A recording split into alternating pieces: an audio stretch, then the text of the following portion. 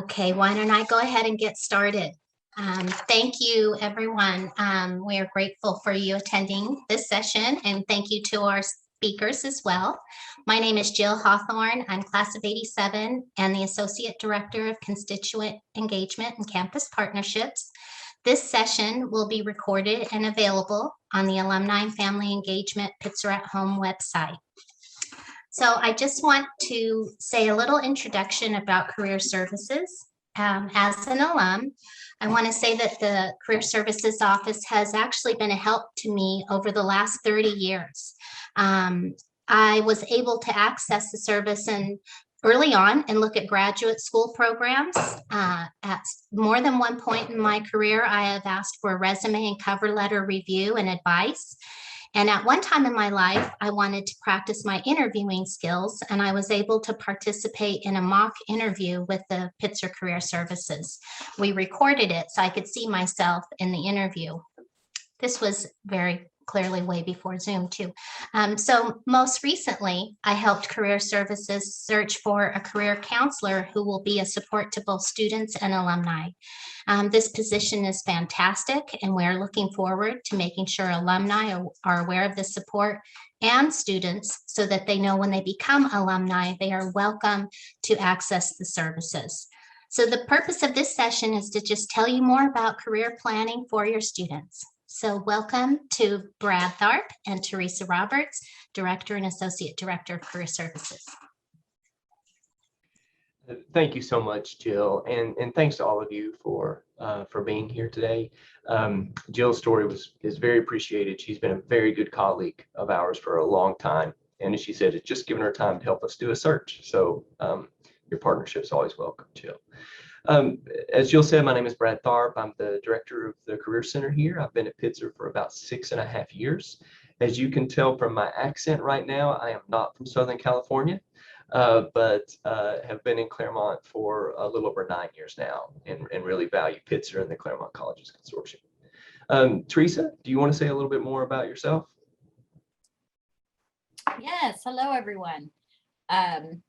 Well, my name is Teresa Flores-Roberts, and I'm the Associate Director of Career Services. And I have actually worked at Pitzer for over 20 years. I never thought I would say that, but I have seen Pitzer change and grow in lots of new and exciting ways. So it's been an absolute pleasure to work here and help students through all the years that I've been here. So very excited to meet all of you when you come to campus.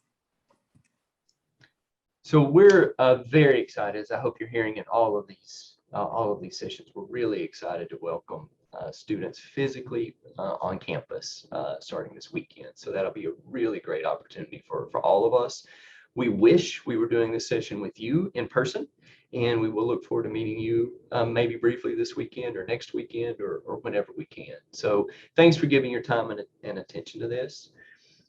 Because we are doing this through a Zoom-based webinar, normally we would make it a little bit more conversational, but I think what we'll do this time is Teresa and I will provide some information to you about career exploration and planning here at Pitzer, and then we'll save as much time as we can at the end for Q&A. Feel free to drop any questions as we go along into the Q&A section, and Teresa will try to address those quickly if she can, but we'll also hold them and talk about them verbally at the end. So if that's all right with folks, we will jump into a quick screen share here.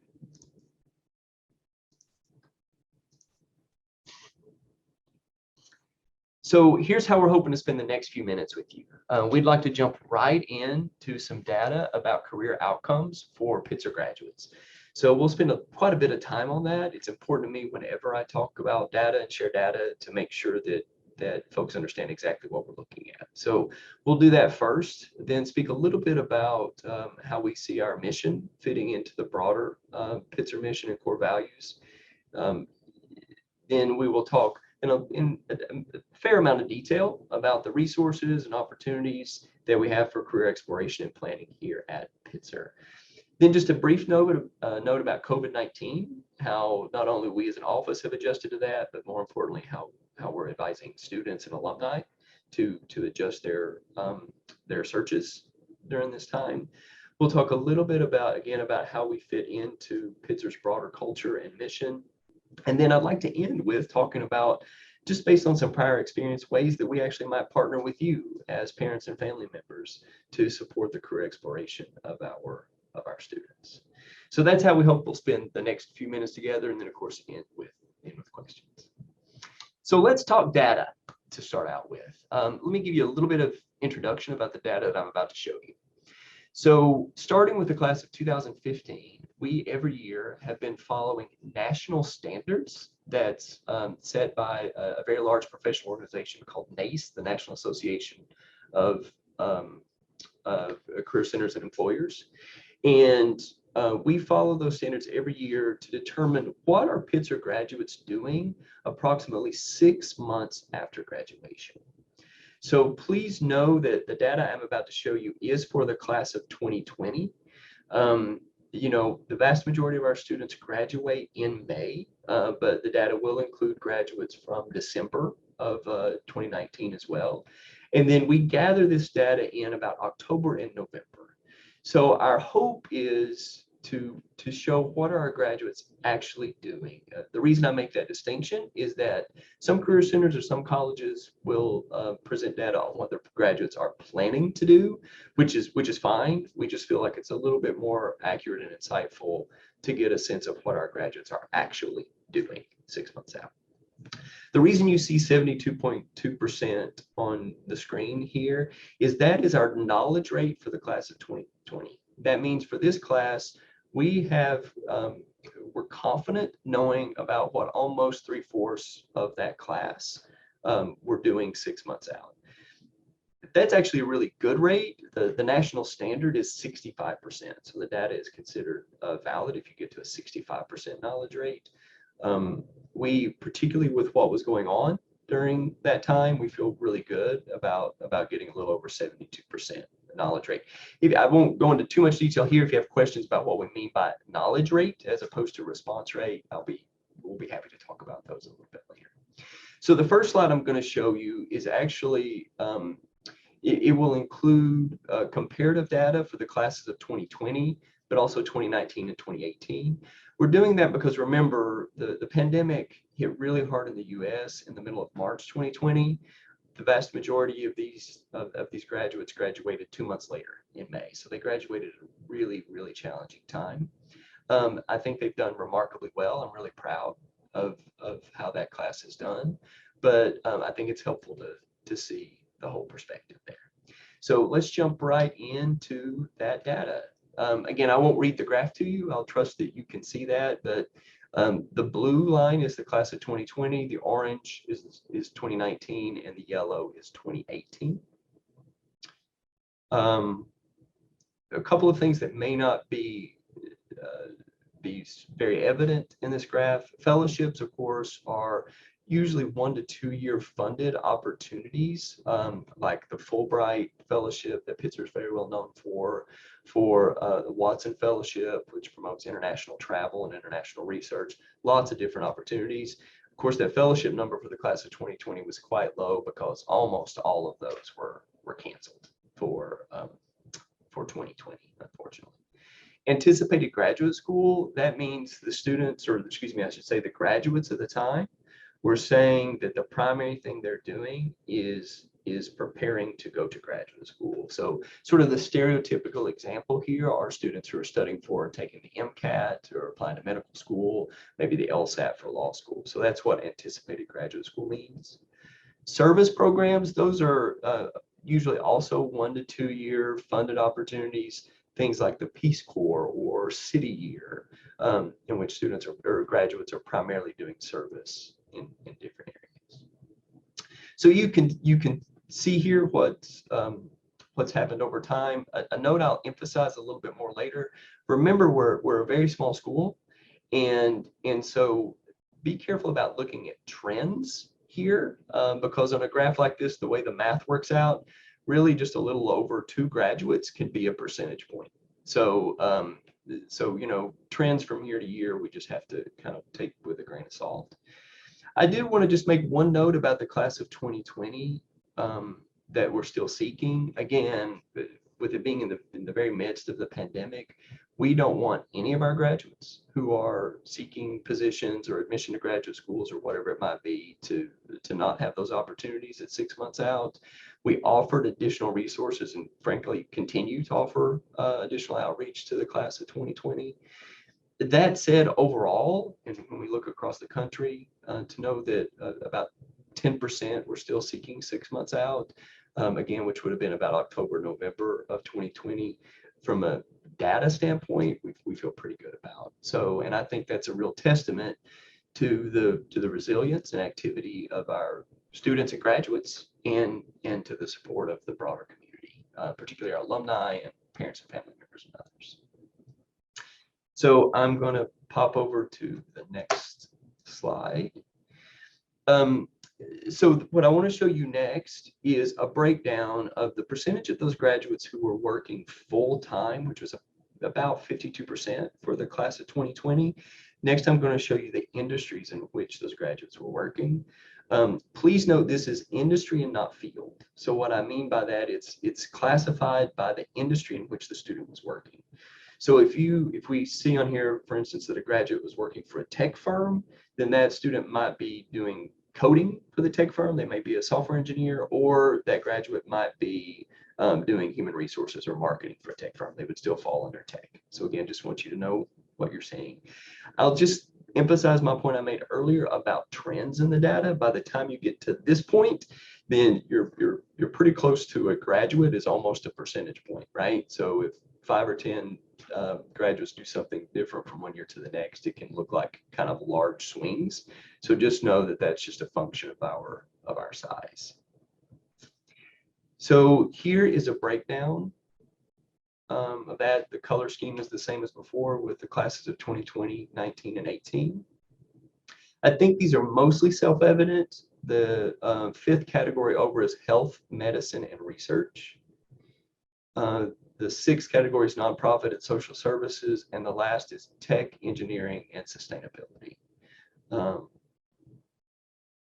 So you can see we're a good classic liberal arts college in the sense that our students go on to do all sorts of different kinds of work. And again, if you have questions about this data, happy to answer it at the end. Also, if you can go to our website and see one of the first tiles on there is career outcomes. If you click on that, you can see a little bit more detail on all of this for the last 3 years of graduates. Just so you know, obviously we had the class of 2021 just graduate in May, which we're really excited for them. We will do the same with them. So this fall, October, November, we'll be reaching out to the class of 2021 to get a sense of what they're up to.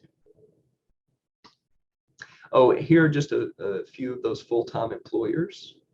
And again, you can see the variety of different sectors here. And then here are a few of the graduate programs.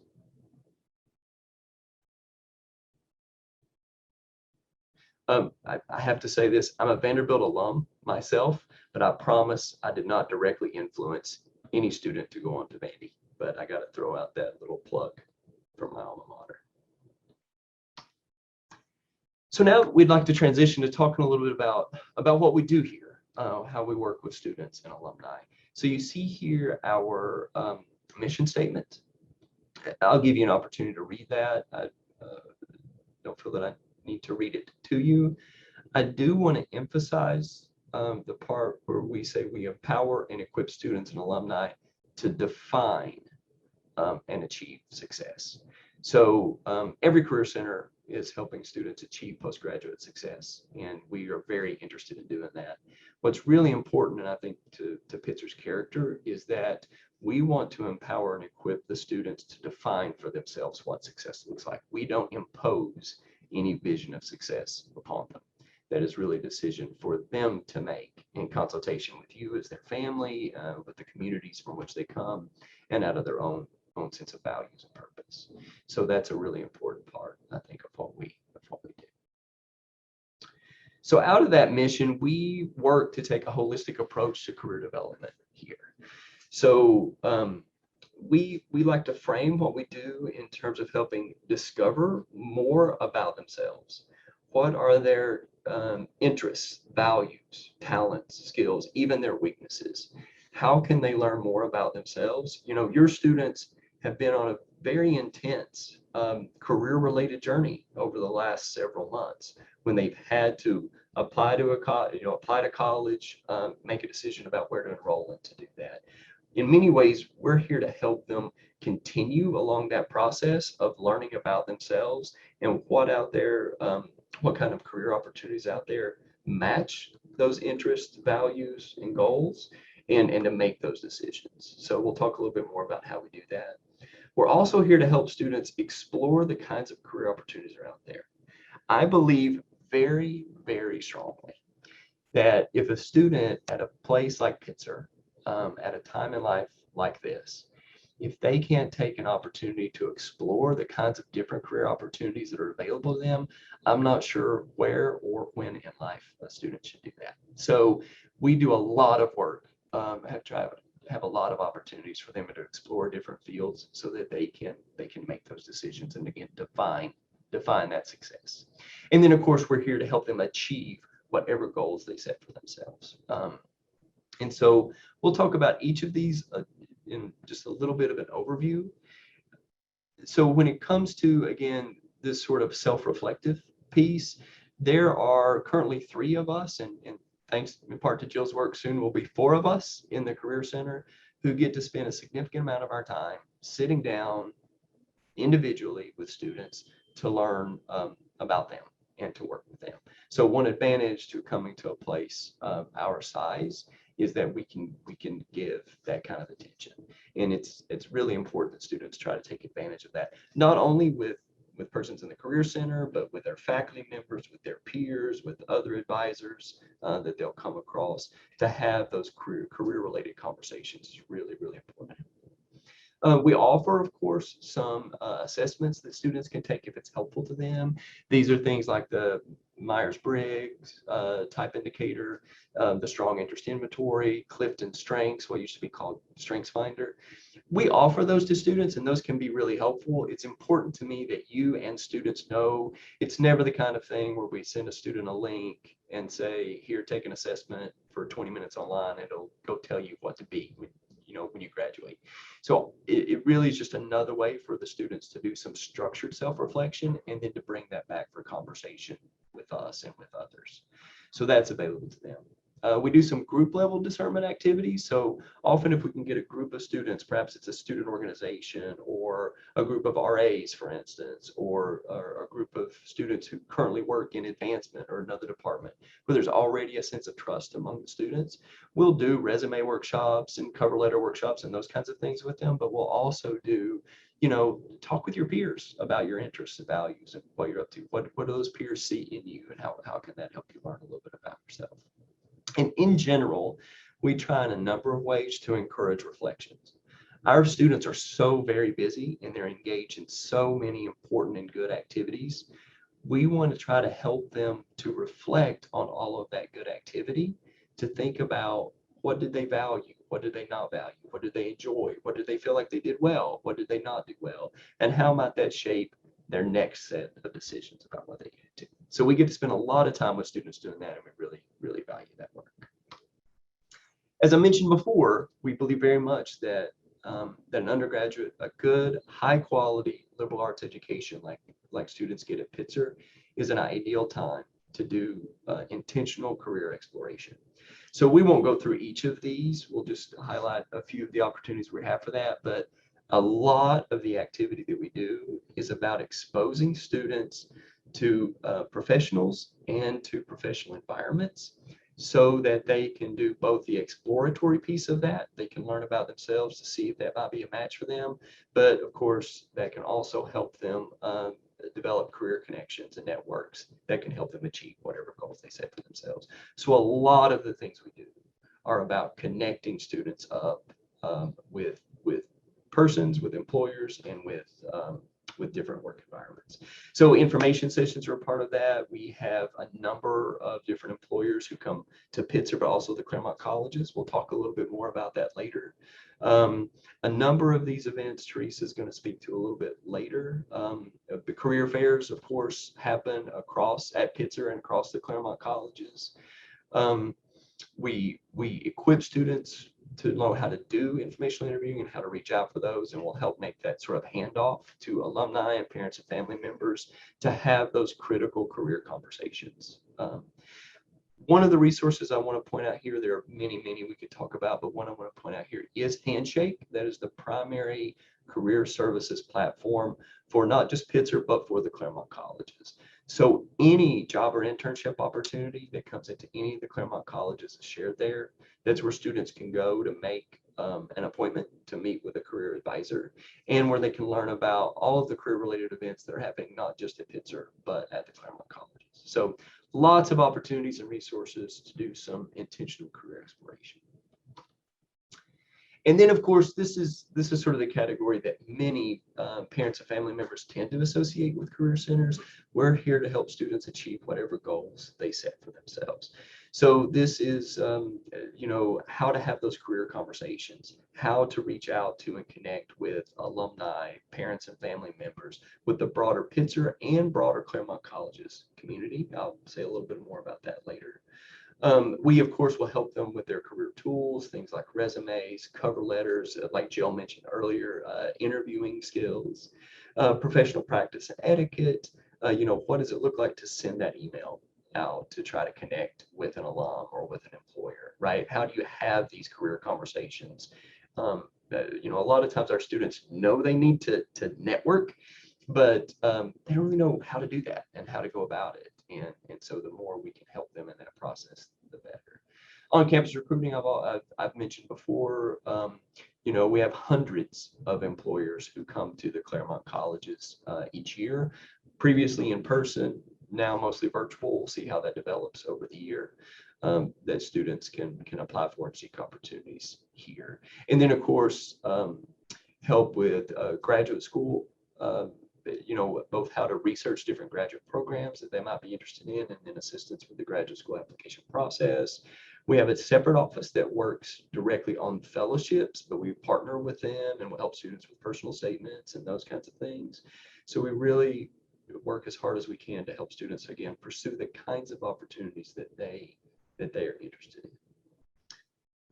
And now I think, Teresa, can I turn it over a little bit to you to talk about some of our special initiatives and signature programs?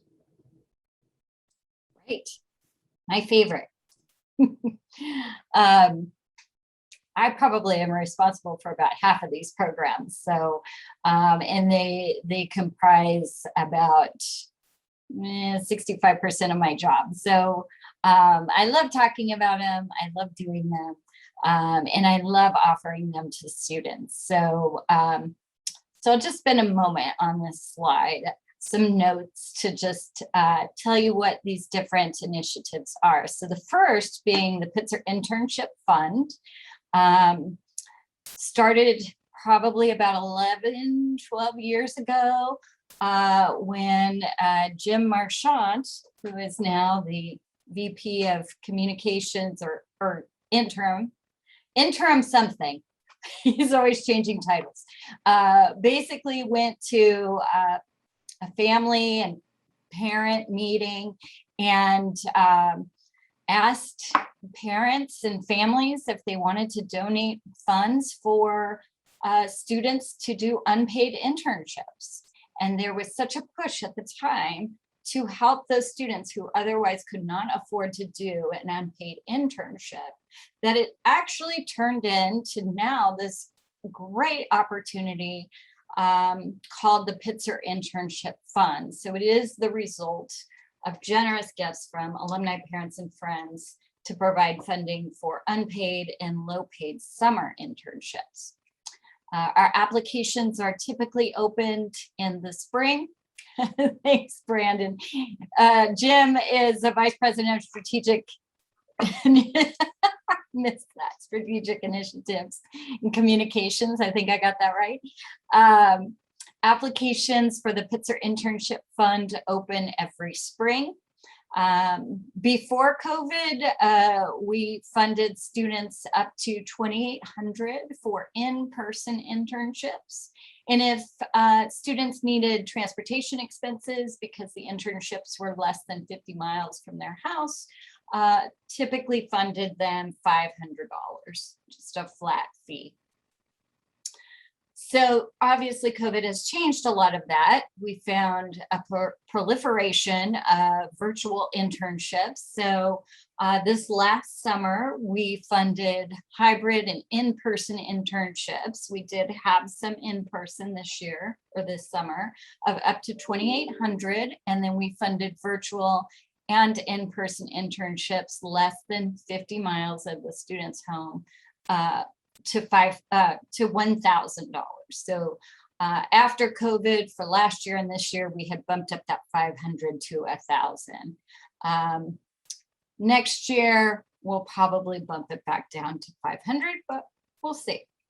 For this summer, we funded 41 students at an average amount of $1,800, and the total amount we awarded was about $73,700. So we still were able, in the midst of COVID, students were still doing great things during the summer, whether it was virtual or in person, we still were able to fund those students to do unpaid opportunities. The next initiative that I'm responsible for is the industry series. So the industry series is just a group of programs. Now we decided to do them on Tuesdays, 6 o'clock, where we bring alumni, recruiters, employers, friends of the college who are working in a variety of industries to campus in person and now virtual. Like I said, they're held on Tuesdays at 6 o'clock this year. In the past, when we were in person and we were able to gather in the dining hall, we were always able to have this event over dinner, which was just a small group. And it was just so nice to eat dinner with alumni and kind of share information about what they've gone on to do. This semester, all of our industry programs will be hybrid. So the students will be in person or virtual, and the speakers or presenters, alumni or employers, will be virtual. So we still want to provide these opportunities by still abiding by the guidelines of, CDC, local, state sort of guidelines. We want to make sure, in Pitzer guidelines. In the spirit of small classroom sizes at a small liberal arts college, we have designed these programs to be small, about 10 to 15 students is our usual target, although we have had more, maybe 20 to 25 could be our largest. But we find the smaller 10 to 15 seems to elicit greater depth of understanding and communication and conversation. This semester, I've already been lining up speakers in the tech, consulting, environmental, entertainment, finance, and government fields. So I'm so excited to present these programs to students. The next initiative is the Career Action Week. So this is held at the beginning. This is a week of programming held at the beginning of the spring semester. It's a week-long series of programs intended to build student skills and facilitate connections with alumni. So always bringing those alumni back and trying to get them involved with current students who just love to hear about their stories and love to connect with them. Some of the workshops in the past have included writing a winning resume and cover letter, job search in times of COVID, do's and donuts, interview skills, careers and social change, and do's and donuts creating a LinkedIn profile. So we found that the Career Action Week has been a great opportunity to get those students back from winter break and get them re-energized to get ready to figure out what they're going to do for summer and after graduation if they've waited that long. So the other program that I do is the winter break shadowing program. So this is also a super fun program. We're in our 9th year. The program matches Pitzer undergraduates with alumni and family hosts who give students, we think, valuable professional experiences. Always happens the first 2 weeks in January. And we felt so strongly about this program. We wanted to transition, since a lot of people were working virtually. How is this going to work? Because normally students go to the workplaces. But this year, we decided that it would be a great opportunity to do virtual. And actually, we had our largest turnout by both hosts and students. So providing that virtual opportunity is something that we also want to do in person when we can do it, but providing that opportunity to do virtual was key, just because of people's schedules and availability and students' ability to travel. So excited to do that again. Opportunities are typically posted on Handshake at the end of October, and deadlines are mid-November. Students are typically matched around Thanksgiving break.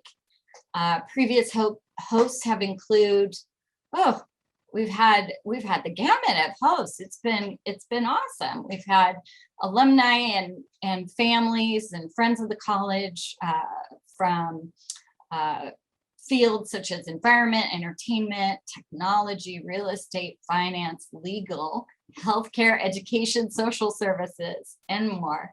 There may have been a field or two I missed there, but we probably had someone in it. So students have just had a great opportunity having had the chance to shadow those individuals.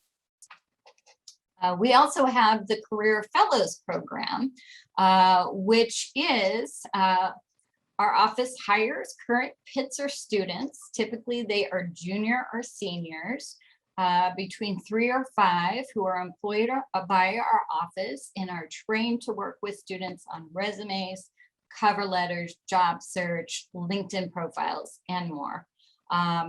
They host drop-in hours, they host workshops, they help with our marketing and outreach efforts, and they also help our office with various office duties. So we are so excited to have them. It's nice. It'll be so wonderful to have them back in the office this year. So really, really miss that. And the last initiative is the Career Chats. It's Career Chats are a weekly series that's ongoing throughout fall and spring semester, help students build career-related skills. So just so you have a sense of what kinds of career chats we've had, building your resume, making career connections, thinking about graduate school, maximizing your LinkedIn profile, handshake ins and outs. And then always meeting, making the most of your holiday break, so, and more. And that's it for the special initiatives. Thanks, Brad. Thanks, Teresa, for all that. So hopefully you get a sense. There are a lot of opportunities here. This is not even an exhaustive list. This is just some of the sort of signature initiatives that we offer. And so we really hope and work and are continuing looking for new ways to engage students in the career exploration process. So just a word about the Claremont Colleges Consortium. So hopefully you're pretty aware by now of the power of the consortium to impact your students' academic and social experience. So I've worked in higher education for a while now, and I really truly believe that the Claremont College Consortium is a very, very unique place. I would also argue that in addition to those academic and social benefits of the consortium, the career development benefits are immense. And so let me be really concrete with you about that, and because it's something I referenced a little bit earlier. Any job or internship posting that comes into any of the Claremont colleges is shared with all of us. So tangibly speaking, that means if Google or Facebook post an opportunity through our colleagues at Harvey Mudd, then Pomona students can see it and apply, right? If the U.S. State Department or Accenture or another organization posts an opportunity through Pitzer, Scripps students can see it and apply. So it's a tremendous benefit. We are much more attractive to external constituents like employers and graduate schools as a group, as a consortium, than frankly any of us would be individually. And it's a tremendous benefit to students. I mentioned earlier too that things like career fairs, information sessions, even most of the workshops that are hosted by any Claremont college are open to students from all the Claremont colleges. There are very few exceptions to that, and most of those have to do, so for instance, we often host an event around Family Weekend, and that will include, that's really a networking event with some of our trustees, alumni board members, Family Leadership Council members. That's really just for Pitzer students. But by and large, any career fair, any information session that happens on any of these campuses, students are not only, welcome at those, but they're encouraged to attend. So, as you're talking with your student, particularly over their time here, as you can, try to encourage them to participate in career-related opportunities, not just at Pitzer, but across the Claremont colleges. And then, of course, alumni connections. We spend a lot of time, as you heard Teresa talk about, from a programmatic standpoint, but also from an advising standpoint, in helping students to know and be comfortable with reaching out to alumni, parents, and family members. That's true, of course, of Pitzer, but it's also true of alumni from the other Claremont colleges as well. So I'm sure my colleagues in advancement could speak to this more directly than even I could, but I hear from alumni all the time that once they graduate from the Claremont colleges and they get out into the world, then they see themselves as Claremont College's alumni and welcome outreach from many of our schools. So it's very, very powerful from a career perspective to be a part of the consortium. So just I'll try to do a brief word on this. So we have time for questions. We could do a whole 30 or 45-minute conversation about COVID and how it's impacted career development. Please know that from our perspective, as we head into this fall semester, we are working very hard to be fully accessible to students, both virtually and in person. And the reason for that is we're aware that students may have varying degrees of comfort level in meeting, say, individually with someone or attending programs or events. We're going to work as hard as we can to be accessible in both ways to our students. As Teresa mentioned earlier, really almost all of our off-campus visitors will be coming in virtually, but we will gather students oftentimes in person to experience those, so that they'll get that sort of group experience as well. We typically, in normal times, would do in-person career treks to the local area. So I didn't mention that earlier.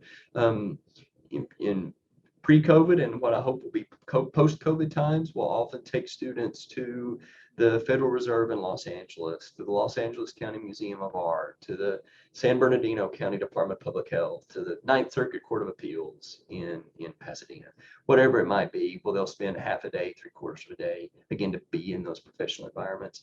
We're not planning on doing those probably for the fall, and we'll open those back up as quickly as we can.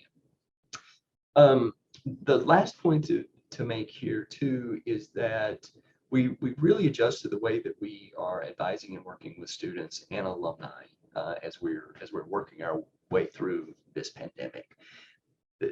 Both not just sort of the means with which we connect, but a couple of things happened at the same time that have really changed how a lot of companies and organizations recruit. So pre-pandemic, there was already a move to doing a lot of work electronically, both in terms of how they might sort through applicants, but also how they may interview virtually. That was happening pre-pandemic, and of course, the pandemic just greatly sped that up. The other thing that happened with that is, as you remember, particularly last summer, there was this strong movement towards racial justice, both in the U.S. and around the world.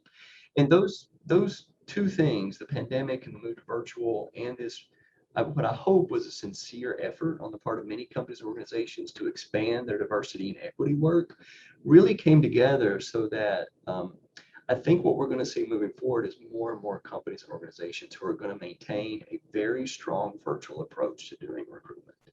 So we're working with our students and with alumni to help them make that adjustment, both in terms of how they find opportunities and how they seek after them. So like I said, we could talk for a long time about that, but we'll stop there. So please know we work hard here to try to support our students in their career development process. We work to do so in a way that's true to Pitzer's core values, because whatever our students go on to do, they really all want to take those core values of social responsibility and intercultural understanding and environmental sustainability and others out into the world of work. So we do that. We do our work of career development in conversation rooted in those core values.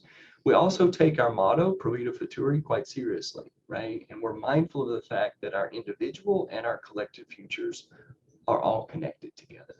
So we want to help our students grow in that perspective, and take those values out into the world. And then we also recognize the great possibilities that come to students when they are at a place like Pitzer. So just the very fact that students are here means they have the opportunity to make a lot of decisions. And we want to work with those students to try to do an intentional process of making decisions about how they're going to use their tremendous talents and gifts as they go out into the world. So the last slide before we go to some questions I hope that you'll have is just based on some experiences that we've had, ways that we might partner with you to support students in this process. Please know as we share these thoughts, we leave these entirely in your hands. You know your student best. So I happen to be the parent of 3 children. They're all really, really different. Some of them, we can give some encouragement to, and they might follow that encouragement.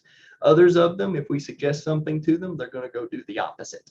So, you know your student, and you know how best to help them. That said, based on some of the experiences I had, what we could ask you to do is as you find helpful, encourage your student to engage. As hopefully you've gotten the sense, we work very hard to be where students are, to engage them in this process. We do that through classroom presentations, being with them in the residence halls. We really try to put these opportunities and resources in front of them. At the same time, the student still has to engage in the process in some way. So that's why I say maybe encourage them, but depending on your student, maybe not too much, right? Because depending on the student, that might send them in the other direction. Please know that for a student to change direction, to change a sense of what they want to do after they graduate, is a perfectly normal part of the process. If we were all in a room together, I'd love to poll you to find out how many of you, made different decisions about what you wanted to do professionally at different times in life. Please know that that's not for everyone, but for many people, a typical part of the process and something that we want to support when it happens. If possible, connect your students to other professionals in fields that they might be interested in. We don't expect that everyone can do that. Please know I came personally from a family in which my family didn't really have connections in any area that I was personally or professionally interested in. That said, some families can. And so I think just generally speaking, one of the great gifts that we can give our students are other trusted adults that they can talk to and learn from. So if you have the ability to do that, and that's wonderful. Another thing you can do is to help other students here, right? And we can talk very briefly about how to do that. But if your student sees you offering help to other students, then that often will make your student realize that there are people out there who actually really want to help and want to have these kinds of conversations, interactions, and they might be more likely to do that. So we will send you information throughout the year on ways to do this, but Teresa's mentioned our job shadowing program. You can offer an opportunity for that to students. You can offer job and internship opportunities. We have a really easy way to do that through our website. And we've got a new platform coming online very, very soon in which you can offer to have career conversations really easily and seamlessly with students. And lastly from us, and this I think in some ways is the most difficult part, at least for me as a parent, is ultimately to know that that student's career development process is really theirs to own. So again, we work as hard as we can to encourage them, to walk alongside them, to provide resources and networks, methodologies for how to approach things. We want to encourage and push and support in whatever way we can. That said, ultimately, the career process has to be owned by the student. And we want to support them in whatever way we can in that process. It's not easy to find our way into our futures, but we really believe that if students will engage, then it can be a really exciting and enjoyable process. So I think that is it for us. Here are lots of ways to stay in touch. Our Instagram is pretty great. I don't run it myself, but other people do, and they do a great job. So follow us on Instagram. We're a little less active on Facebook, but we're there too. And then you can also follow us or contact us in other ways. So with that, let's pause and see what questions that we have from folks. Well, we only lost a couple people, so they must have found what we said interesting. So Great. Wow. Go ahead, Jill.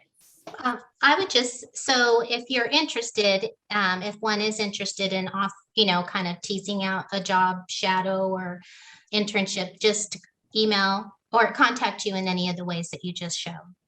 Okay, or our office, and we can help get you connected. Yes, any of those things. We have some basic information about those programs available on our website, of course, but feel free to reach out. Probably the easiest way is the career services at pitzer.edu. You shoot an email to that, and probably Teresa will get back to you about any of those programs. Really great and powerful ways to help students and to engage with the Pitzer community. We do have a question. What kind of contact is usual for first-year students with our office? We get that question a lot. No, that's a really helpful question. So for the past couple of years, we work hard to be present in as many of the first-year seminars as we possibly can. So what may be behind that question is all the research and data shows that really the earlier a student engages in the career development process, usually the better the outcomes are. So we try to get into the classroom to engage those first-year students, and we've been pretty successful at that. Don't quote me on these numbers, but I think last year we were like 18 of 21 first-year seminars to do presentations with the first years. So, we also will do a lot of work with first years actually over the next few weeks during orientation to try to make them aware of what we're up to. Our career fellows will do outreach to first-year students in a number of ways. So we want them to engage. That said, we try to be realistic too, right? Particularly early on, those first-year students have a lot of adjustments that they're trying to make. So we want to honor that transition process. And yet we have some really just simple action steps that we really encourage first-year students to take. Things like, activate your account on Handshake so you can see those events that are at Pitzer or the Claremont colleges. Make a career advising appointment. Even if you don't feel like you've got a particular topic you really want to jump into, just to get to know us, let us get to know you, right? Let's engage.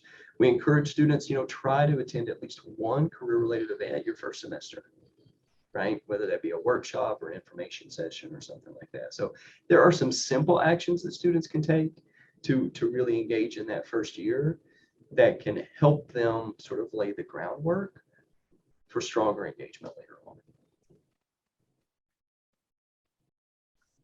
And someone else, another parent, Sanjay, also asked a similar question. What year do students typically begin engaging with your office?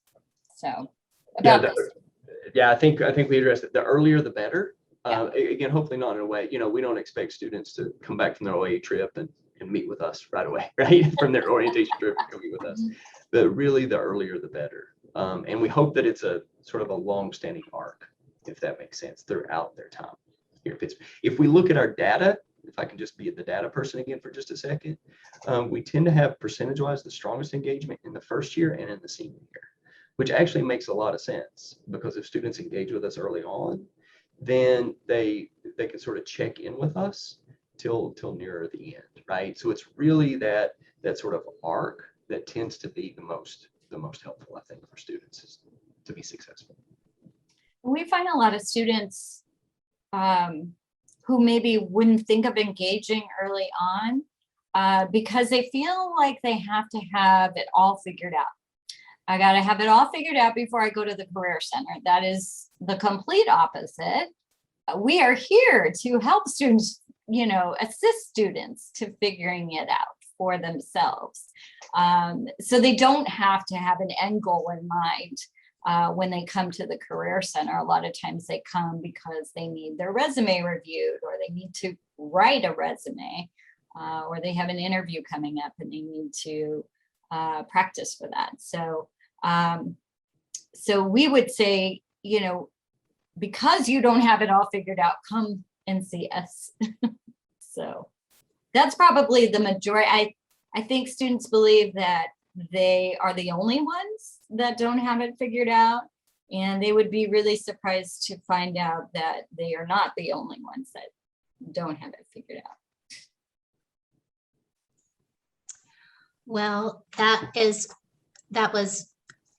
very much a Pitzer student, Teresa, I have to say, is to get through not having, that we are here because we want to assist in working things out, and you don't need to have it figured out. So we just have to continue making that message clear to folks, because that is something that we see quite often. So I just want to give a warning. We're close to ending our session. And so I do want to say thank you again to everybody who's come and listened, and again to listen to Brad and Teresa talk about all the opportunities. And for you to, I challenge folks to walk away if there's any, to encourage your student to engage as you heard, and then also to be in touch if there's ideas you have about job shadowing or internships and things like that, and you want to flesh out the idea. So thank you to everybody, and to Brad and Teresa. It's always a pleasure to hear what you have to say. Thank you so much, Jill, for hosting us, and again to all of you for listening. I know there are many of these sessions and a lot of questions, coming up. So we're happy to answer those. I did see one more come in the Q&A, so feel free to shoot me an email about the fellowship's office, and we'll be happy to answer that for you. So thank you all so much. Okay, thank you. Bye-bye. Bye.